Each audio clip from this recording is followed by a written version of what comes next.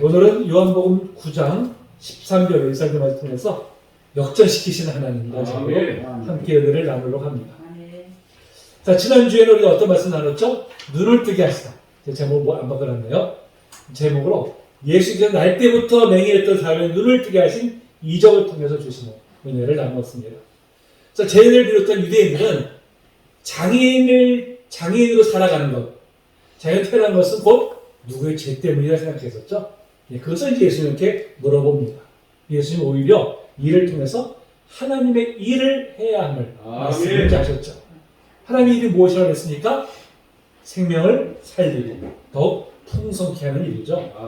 그 사람이 날 때부터 맹인된 그 원인에 대해서 억지로 해석하려 하기보다는 그 사람에게 하나님이 원하시는 일을 행하는 것이 우리가 마땅히 행해야 할 일입니다. 이제 말씀을 드렸습니다. 자, 오늘 우리가 읽은 본문은 그에 이어지는 이야기죠. 자, 우리가 이제 23절까지 읽었지만 41절까지 내용을 살펴보면서 함께 은혜를 나누도록 하겠습니다. 자, 이 맹인의 눈을 뜬 것을 목격한 사람들이 자, 이 사람을 누구에게 데려가요? 오늘 본문에 보니까 바리새인들에게 데려갑니다. 자, 바리새인들은 오늘날 말하면 종교 지도자들이라고 할 수 있죠. 종교들 할 수가 있습니다. 나름대로 종교 분야에서는 전문가들이었고요. 오늘날 말하면 저 같은 이제 목사를 가르친다고 하겠습니다. 근데 왜 이들이 맹인이었던 이 사람을 바리새인들에게 데려갔을까요? 무엇 때문에? 바로 전문가를 통해서 자신들의 견해가 옳다는 것을 인정받기 위해서. 그래서 이제 바리새인들로 데려갔죠. 이걸 볼 때 그들이 나름 바리새인들을 존경하고 존중하고 있음을 이제 알 수가 있습니다. 마찬가지죠. 오늘날 목사를 존경하고 존중하는 것은 뭐 바람직한 모습입니다. 다만 무조건적으로 맹종하는 것은 그것은 옳은 모습이 아니죠. 그런 목사도 연약한 인간입니다. 완전할 수가 없어요. 그렇기 때문에 목사를 무조건적으로 맹종하는 것 자체도 이것은 잘못된 모습입니다. 목사도 마찬가지죠. 성도들로 하여금 자신에게 맹종하도록 그렇게 요구해서는 안 됩니다. 마치 자기 자신이 하나님이라도 되면 성도들로 하여금 무조건적으로 자신의 말에 복종하도록 강요하는 목사들이 있다고 한다면 그건 정말 잘못된 모습이죠. 그런 목사들은 정말 경계해야 됩니다. 혹시 제가 그런 모습 보이시면 경계하세요.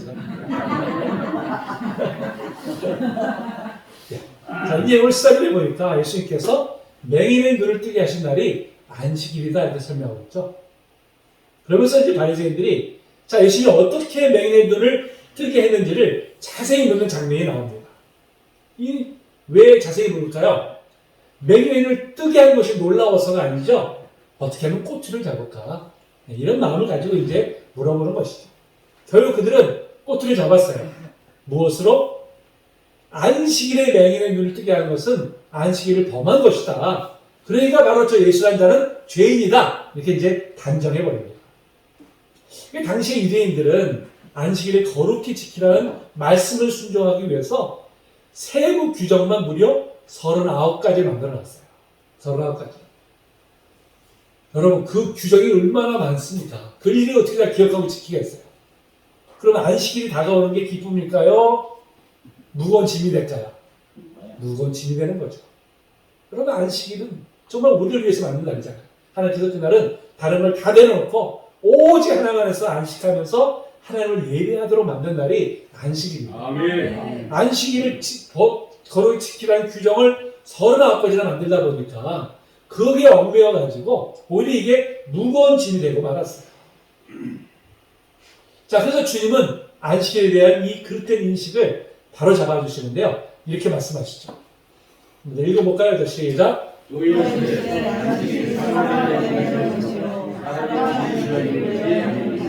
네, 그렇죠. 하나님께서 안식일을 제정하신 목적은요, 사실은 우리를 위한 거예요.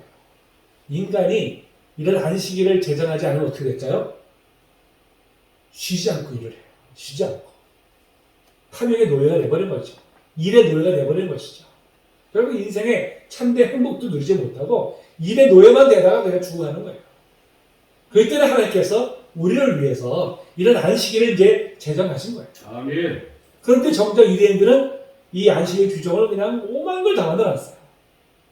안식일날 출소해서도 안 되고, 뭐 2km 이상 뭘 걸어도 안 되고, 뭐 어떤 일도 해도 안 되고, 하여튼 온갖 규정을 다 만들었어요. 예전에 제가 신학 공부할 때 저희 교수님이 그 캐나다에서 오신 분인데 그 예화를 들더라고요. 이런.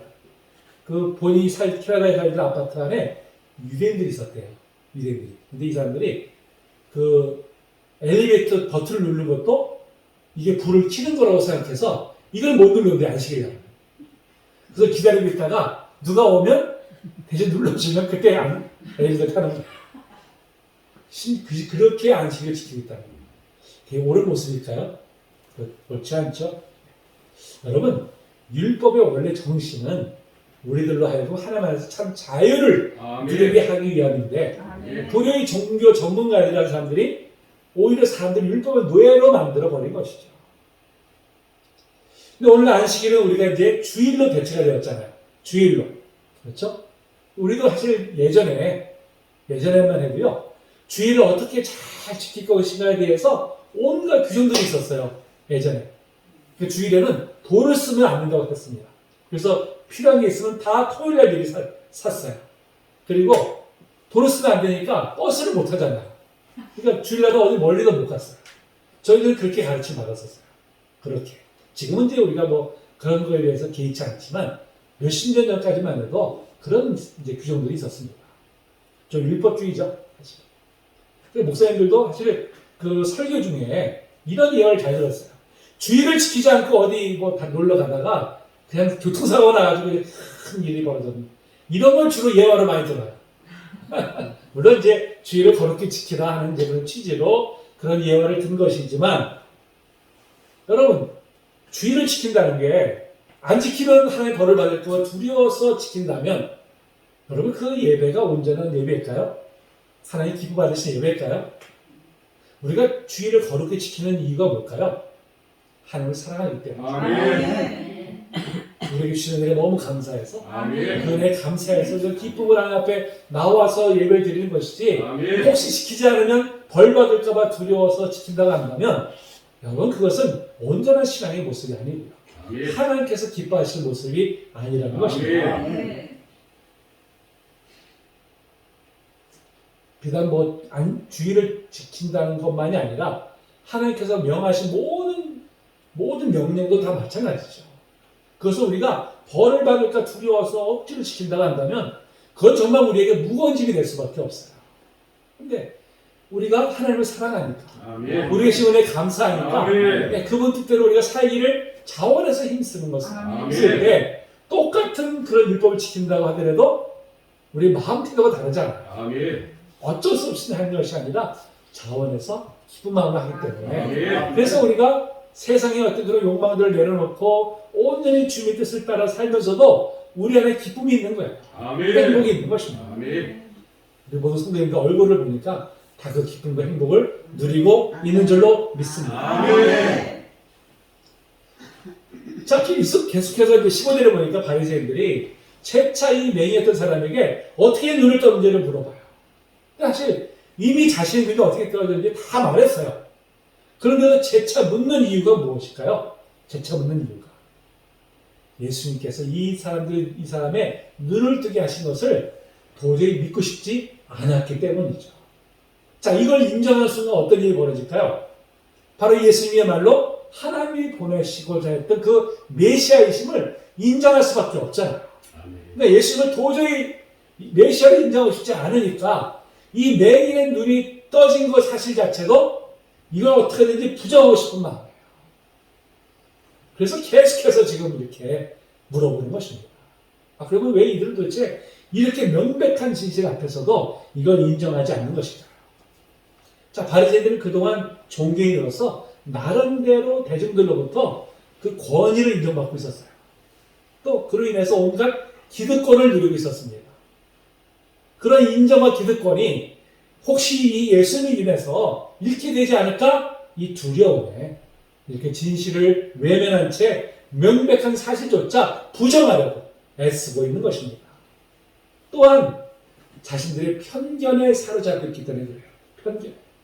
오직 자신들의 견해만이 참된 진실이 된다고 굳게 믿기 때문에 그에 부합되지 않는 것을 인정하지 못하는 거예요. 이런 사람들을 가리켜서 뭐라고 하냐면 우물 안의 개구리라고 해요. 우물 안의 개구리. 여러분 우물 안의 개구리는요. 우물 밖에 엄청난 세상이 존재하잖아요. 근데 오직 우물만이 세상의 전부라고 여깁니다. 편견에 사로잡힌 사람들이 바로 그러해요. 자신의 견해 밖에도 진실이 엄청난 진실이 있는데 그걸 절대 인정하지 않으려고 합니다. 오직 자신의 눈으로만 세상을 보려 하고 세상을 판단하려고 해요. 정말 지독한 편견일 수 없죠. 자신의 견해를 절대적으로 여기다 보니까 나와 다른 견해를 포용하려 하기보다는 어떻게 해요? 배척하고 정죄하죠. 결국 이제 독불장군이 되어가지고 그 주위에는 그 사람의 견해에 동조하는 사람만 남게 되고 맙니다.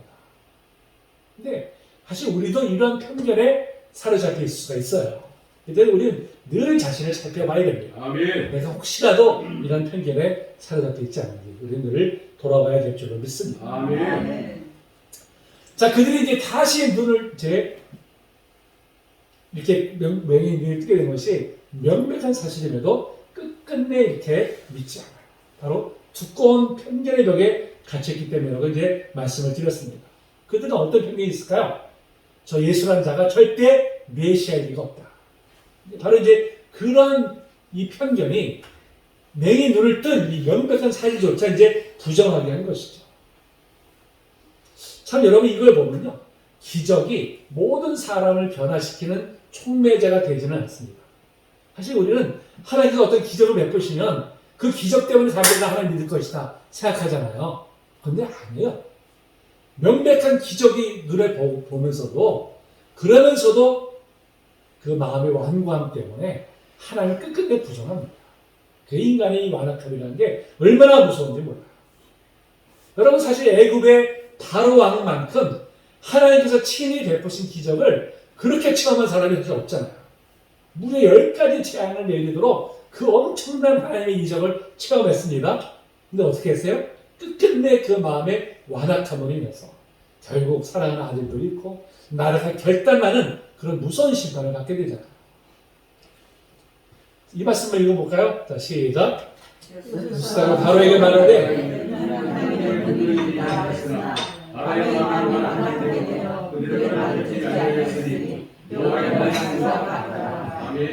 하나님의 권능을 직접 목격하면서도 그 마음이 완악하니까 인정하려고 하지 않는 거예요. 사실 명의였던 사람이 눈을 뜨게 되면 비록 나에게 직접 일어난 사건은 아니지만 여러분 우리가 어떻게 해야 될까요? 우리가 함께 기뻐해야 되죠.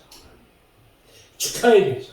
야, 얼마나 좋을까. 아멘. 그동안 세상에 앞을 보지 못해서 겪었던 그 무수한 세월 동안의 그 고통, 서름, 그 아픔 뭐 말로 할 수 없는 거잖아요. 근데 그 사람이 눈을 떴어요. 그럼 뭐 다른 걸 다 내려놓고 오직 그 사람이 그렇게 된 것에 대해서 함께 축하해야지 마땅하다는 거죠. 아멘.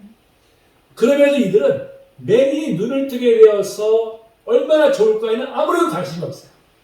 오직 자신들의 견해와 기득권을 옹호하는 일에만 혈안이 되어 있었어요. 자, 눈에 뜨게 된 것을 도저히 인정할 수 없으니까 어떻게 할까요? 오늘 본문에 보니까 부모를 부릅니다. 불러가지고 사실 여부를 물어봐요. 얘 정말 이 맹인이었던 거 맞냐? 그러다 눈 뜬 거 맞느냐? 물어보죠. 자, 이 부모들이 뭐라고 얘기합니까? 자, 자신들의 자식이라는 것, 전에 맹인이었지만 이제 눈을 뜨게 되었다는 것은 확실합니다. 이렇게 확인해 주죠. 그런데 그 다음에 뭐라고 말했을까요? 자, 21절에 보니까요. 그러나 지금 어떻게 해서 보는지, 누가 그 눈을 뜨게 하는지 우리는 알지 못합니다. 얘가 장성했으니까 당사한테 물어보세요. 이렇게 얘기합니다. 아주 모호한 태도를 취하고 있죠? 모호한 태도. 왜 이러한 태도를 취하고 있을까요? 무엇 때문에?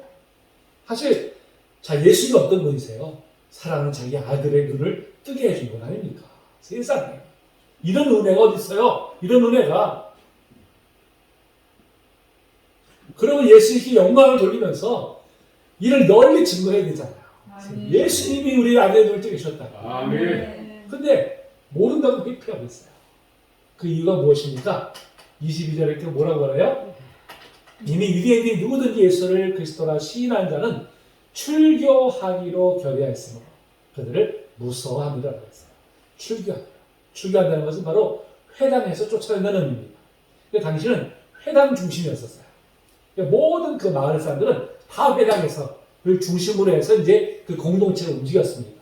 그러니까 출교라는 건 뭐냐면 그 마을의 공동체에서 쫓겨난다는 의미예요. 쫓겨난다는 의미. 그런 마을에 살아도 유령 같은 존재가 되는 것입니다. 아무도 그에게 말도 걸지 않아요. 관계를 일치 다 끊어버리고요. 심지어 경제적인 이제 교류도 하지 않기 때문에 경제적으로 너무나 큰 어려움을 겪게 됩니다. 그게 두려우니까 자기가 내 눈을 뜨게 해준 것은 너무나 감사함에도 불구하고 자기들은 모른다고 이렇게 해서 지금 빼고 있는 것입니다. 물론 부모의 그런 태도는요, 아직 믿음이 연약하기 때문에 뭐 그런 비난만 할 수는 없어요. 그럴 수 있다 우리가 이해합니다. 근데 여러분, 정작 비난받아야 될 대상이 누굴까요? 바로 이 명백한 사실조차 부정하면서 사람들로 하여금 자신의 견해에 맹종하도록 요구하는 바로 이 바리새인들을 비롯한 종교 지도자들이죠. 사실 진짜 비난받아야 될 사람은 바로 그 사람들입니다. 그러면서 정말 저 같은 목사들은 늘 두렵고 떨리는 마음으로 목회에 임해야 되죠. 혹시라도 내 자신도 모르게 바리새인처럼 나만 옳다고 여기는 편견과 아집에 사로잡혀가지고 진실의 눈을 감아버리고는 성도들을 맹종하도록 요구하게 될지 모르기 때문입니다. 제가 그러한 목사들한테 저를 위해서 늘 기도해 주시기 바랍니다. 아멘. 자, 그리고 1사절에 보니까요, 눈을 뜨게 된 사람을 다시 부른 장면이 나옵니다. 자, 그들은 이렇게 얘기하죠. 하나님께 영광을 돌리라. 우리는 이 사람이 죄인지 않노라. 이렇게 지금 이제 말하고 있습니다. 자, 이 말은요, 진실만을 말하는 뜻이에요. 근데 사실은 그 안에 뭐가 있을까요? 자기들이 원하는 답을 내놓으라는 겁박입니다. 비록 예수 한 자가 눈을 뜨게 해줬어도, 야, 네 입으로 예수 한 자가 눈을 뜨게 해준 건 아니다. 부정하라는 거예요. 겁박을 했어요. 사실 여러분, 하나님께 영광을 돌리라는 말이 얼마나 은혜로운 말씀입니까? 아멘. 그렇잖아요. 그런데 이들은 이 은혜로운 말씀을 뭘 사용하고 있어요? 다른 사람들을 겁박하는 도구로 사용하고 있어요. 기가 막힌 노릇이잖아요. 하나님의 말씀을, 이 은혜로운 말씀을 어떤 자기들의 도구로, 자기들의 유익을 위한 도구로 이렇게 사용할 수 있다는 것이죠. 사실 여러분, 하나님께 영광을 돌리는 것은 무엇일까요? 무엇보다도 그분의 크심 앞에 나의 작음을 아는 것입니다. 아멘. 내가 얼마나 하나님 앞에 보잘것없는 존재인지, 아멘. 그분 앞에 감히 설 수 없는 그런 죄인임을 깨닫는 것이야말로 바로 하나님께 영광을 돌리는 것이죠. 아멘. 그런 베드로가 밤새도록 물고기 잡지만 하나도 잡지 못했어요. 근데 예수께서 뭐라고 했어요? 깊은 곳에 가서 그물을 내려라 했을 때 순종합니다. 어떤 일이 벌어졌습니까? 감당할 수 없을 정도로 그물에 고기가 가득 차서 올리죠. 아멘. 자, 그때 베드로가 어떤 태도를 보였을까요? 자, 읽어볼까요? 시작. 이를 보고 예수의 무릎 아래에 엎드려 이르되 주여 나를 떠나소서 나는 죄인이로소이다 하니. 왜 갑자기 이런 행동을 보였을까요? 무엇 때문에? 바로 예수님이 하나님이심을 깨닫게 된 것이죠. 아멘. 하나님 인자를 경험하다 보니까 그 앞에 내가 얼마나 보잘것없는 존재인지를 깨달았기 때문에 아멘. 제가 감당할 수 없으니까 제발 좀 나를 떠나주세요. 이렇게 한 것이죠.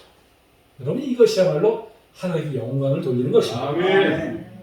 이 바리새인들이 자신들이 하나님의 영광 앞에 얼마나 보잘것없는 존재인지를 깨달았다면 이렇게 독선적으로 자신만 옳다고 여기며 다른 사람을 판단하고 총재하는 일은 하지 않았을 것입니다. 아멘.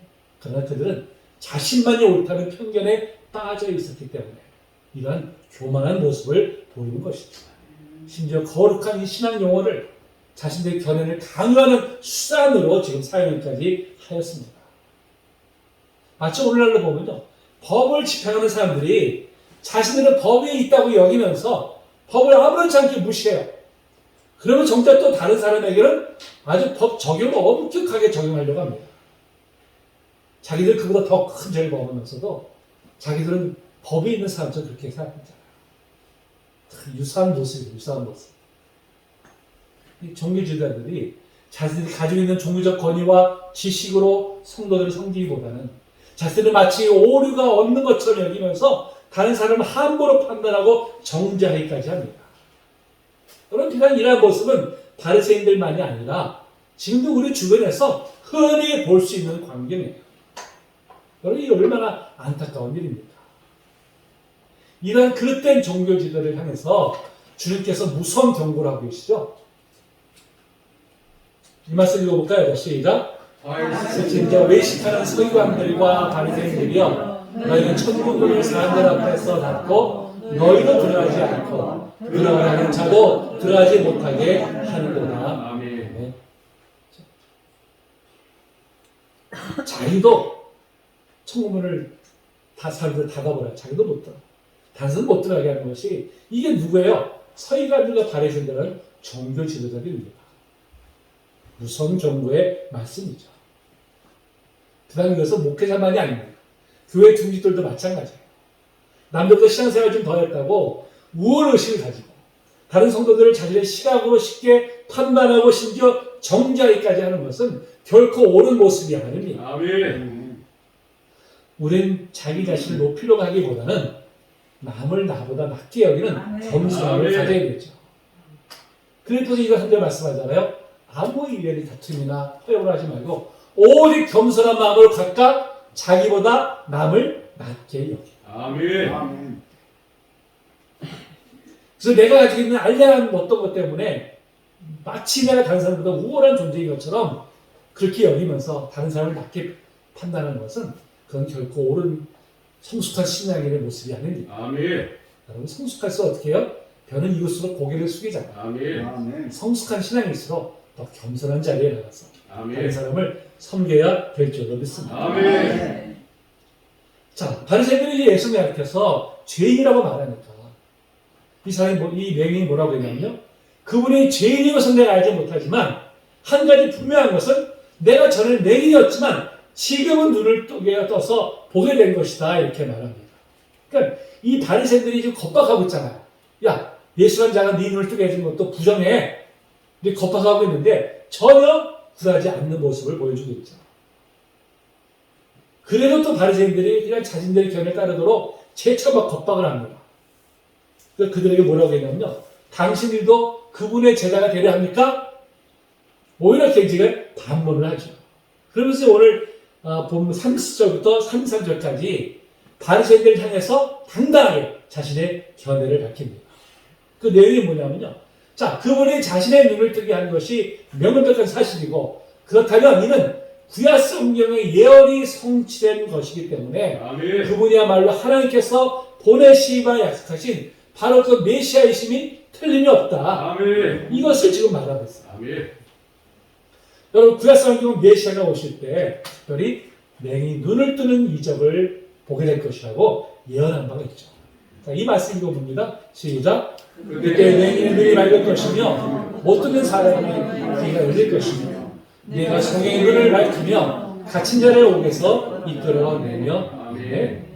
이 예언의 말씀이 예수님을 통해 성취되었기 때문에 바로 이분이야말로 메시아가 분명하다는 것입니다. 아멘. 자, 그랬더니 이 말을 듣던 바리새인들이요 이렇게 대응해요.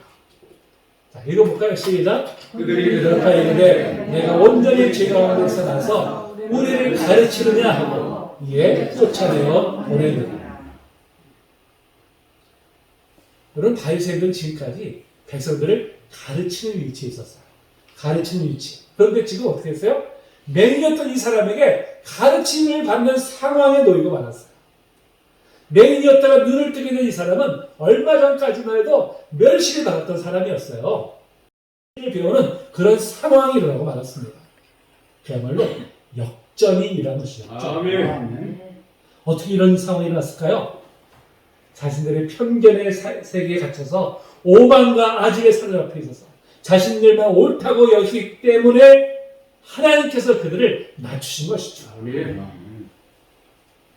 여러분, 우리 하나님은요 역전시키시는 하나님이십니다. 아멘. 아멘. 지금 연약할지라도 하나님 반드시 들어서 귀하게 사용하십니다. 아멘. 반면에 자신이 강하다고 높다고 여기는 교만한 사람들은 하나님께서 반드시 낮추세요. 아멘.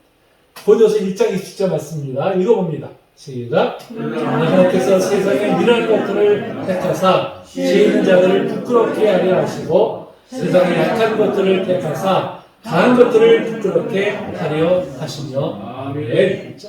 하나님은 역전시키지 않으십니다. 아멘. 하나님 우리를 높이실 것을 믿고 아멘. 내가 나를 높이려 하지 말고 아멘. 하나님께 높일 때를 기다리면서 아멘. 겸손하고 나아가라. 아멘. 저 여러분 되시기를 주님의 이름으로 축복합니다. 아멘. 자, 이렇게 이제 바리새인에 쫓겨난 이 사람에게 자, 이제 예수님께서 찾아가서 만나주세요. 자, 그러면서 그 사람에게 내가 인자를 믿느냐 이렇게 물으십니다. 자, 이 인자라는 것은요, 말 그대로 사람의 아들이라는 뜻이지만 사실은 다니엘서에서 보면 메시아적 존재로 표현되고 있어요. 다니엘서 7장 13절에 보니까 인자 같은 이가 하늘 구름을 타고 와서 이쪽부터 항상 계신 이에게 나아가 그 앞으로 인도되며 이렇게 했어요. 아멘. 그래서 인자 같은 이는 바로 메시아를 가리키는 것이죠. 그러니까 인자를 믿느냐고 물으신 것은 곧 네가 메시아를 믿느냐 이렇게 물어보신 것이죠. 아멘. 그가 뭐라고 대답했었냐? 내 눈을 뜨게 해준 분을 내가 메시아를 믿겠습니다. 그래서 예수님께서 내가 바로 그다 이렇게 말씀을 하시죠. 자, 그때 그 사람이 즉각 어떻게 했을까요? 예수님 앞에 즉각 무릎을 꿇고서는 38절에 보니까 자 이렇게 얘기합니다. 주여 내가 믿나이다. 아멘. 아멘. 자 9장에 보면요. 맹인이었던 사람이 처음에는 예수님을 어떻게 호칭하냐면 예수라 하는 그 사람 이렇게 호칭하고 있어요. 근데 11절에 보면은 그 다음에는 선자입니다 이렇게 고백합니다. 근데 이제는 뭐라고 고백해요? 주여라고 고백하고 있죠. 주여. 주님으로 고백하고 있어요. 아멘. 예수님을 경험하면 할수록 아 이분이 정말 참된 메시아이시구나 이걸 이제 깨닫게 된 것이죠. 아멘. 그러니까 바로 예수님을 주님으로 고백하는 것은 이제 그가 참된 믿음으로 들어가고 있는 바로 증거가 되는 것이죠. 아멘. 아멘. 그러니까 종교 지도를 비롯한 유대인들은 예수님이 하나님이 보내신 분임을 극구 부인하고 있는 상황 속에서 여러분 이 사람은 어떻게 참된 믿음으로 들어갈 수 있었을까요? 바로 예수님께서 자신에게 행하신 일, 바로 눈을 뜨게 해주신 그 역사를 경험했기 때문에 아멘. 아멘. 그 때문에 바로 이제 이 진리의 문에 바로 이제 들어서게 된 것입니다. 아멘. 여러분 우리도 마찬가지죠. 우리도 믿음을 가지게 된 동기가 대부분 가까운 누군가의 전도에 의해서였을 것입니다. 그렇죠? 근데 전도를 받은 사람은 단지 복음을 교리적으로 설명해서 아 이게 맞구나 해서 믿음을 받아들인 사람은 거의 없어요. 대개 어떻게 믿음을 받아들이게 될까요? 전도자가 평소에 보여주었던 그 삶의 태도를 보고 마음에 끌려서 신앙생활을 시작했을 것입니다. 아멘. 아멘. 그렇게 신앙생활을 시작하다가 이제 말씀을 듣고 깨닫게 되고 그래서 아멘. 이제 신실한 믿음 안으로 이제 들어가게 된 것이죠. 아멘. 그런 면에서 전도자의 사명을 잘 감당하는 길은 그 어떤 것보다도요. 삶으로 복음을 증거하는 것입니다. 아멘. 아멘. 내 삶은 전혀 복음을 생각하는 삶을 살면서 우리 입으로만 복음을 증거한다고 해서 여러분 그게 과연 전도자 삶이 될까요? 아니죠. 우리가 전하는 복음이 정말 진리되면 우리 삶을 통해서 아멘. 그것이 증거가 되는 것입니다. 아멘. 그래서 우리가 구별된 삶을 정말 거룩한 삶을 살기 위해서 힘써야 될 이유가 아멘. 바로 여기에 있는 것입니다. 아멘. 아멘. 우리 성도님들은 지금 각자의 삶을 통해서 어떻게 지금 복음을 증거하고 계십니까? 어떻게 복음의 진리를 드러내고 계십니까? 우리 한번 이 시간 말씀 앞에 우리 자리를 비춰보기 바랍니다. 아멘. 자, 이어서 예수님은 둘러싼 무리들을 향해서 이렇게 말씀하시죠. 39절에 보니까 자, 내가 심판하러 이 세상에 왔으니 심판하러 왔어. 이 심판이라는 개념은 당장 천국과 지옥으로 딱 구분짓겠다는 것이 아닙니다. 그것이 아니라 참과 거짓을 드러내어서 궁극적으로 그에 걸맞는 심판을 내리시겠다는 이제 그런 의미죠. 그러니까 예수님이 이 땅에 오신 목적은 참과 거짓을 드러내기 위함입니다. 아멘. 아멘. 자, 그러면서 뭐라고 했어요? 보지 못하는 자들은 보게 하고 그랬어요. 보지 못하는 자들은 누굴까요? 보지 못하는 자들은 진리 앞에 자신의 부족함을 깨닫는 사람을 말합니다. 이런 사람들은 자신이 모르는 것을 알아요. 나는 모르는 사람이야. 그러니까 어떻게 할까요? 겸손함으로 진리를 더욱 추구하게 되어 있죠. 아멘. 근데 반면에 어떻게 하세요? 보는 자들은 맹인이 되게 하려 함이라고 했어요. 보는 자는 누구예요? 자신이 모든 것을 다 알고 있다고 여기는 교만한 사람을 의미합니다. 이런 사람들은 내가 다 알고 있다고 여기기 때문에 정작 진리에 대해서 눈을 감아버리죠. 알려고 하지를 않아요. 자기가 알고 있는 것만 진리야. 거기에 벗어난 건 진리가 아니야. 다 부정해버립니다. 근데 여러분 스스로 모든 것을 안다고 여길수록 사실은 진리에서 멀리 떨어져 있는 거예요. 자, 예수님의 말씀을 들은 무리들이 우리들 맹인인가? 이렇게 이제 반문을 하죠. 자, 그러니까 예수님께서 41절에 이렇게 말씀하고 있어요. 너희가 맹인이 되었더라면 죄가 없으려니와 본다고 하니까 너희 죄가 그대로 있느니라. 맹인이 되었다는 뭐예요? 자신의 연약함을 인정하고 겸손한 자세로 진리를 대하는 것을 의미하죠. 이렇게 겸손한 사람은 하나님 앞에서 자신이 얼마나 부족한 자인지를 인정하고 하나님 보내신 메시아를 영접하기 때문에 의롭다 칭함을 받게 됩니다. 아멘. 아멘. 그러나 자신의 모든 것을 다 알고 있고 자신을 의롭다고 여기는 사람은 굳이 메시아를 영접할 이유가 없는 거예요. 필요를 못 느끼는 거예요. 그리고 어떻게 해요? 도리어 메시아를 배척하죠. 결과 어떻게 됩니까? 의롭다 칭함을 받지 못하게 되는 것이죠. 그래서 주님 산상 수훈에서 이렇게 말씀하시잖아요. 심령이 강한 자는 복이 있나요? 천국이 그들의 것입니다. 아멘. 심령이 강한 자가 누굽니까? 자신의 연약함을 알고 온전히 하나님을 의지하는 사람입니다. 아멘. 이런 사람에게 하나님의 나라가 허락이 된다고 말씀하세요. 아멘. 그런 자신의 연약함을 알지 못한 채 모든 것을 내가 다 알고 있고 스스로 의롭다고 여기는 사람에게는 하나님의 나라로 들어가는 문은 굳게 닫혀서 열리지 않을 것입니다. 여러분 학문을 하는 사람들도 그 얘기해요. 내가 배우면 배울수록 더 모름을 느낀다고 얘기합니다. 더 모른다.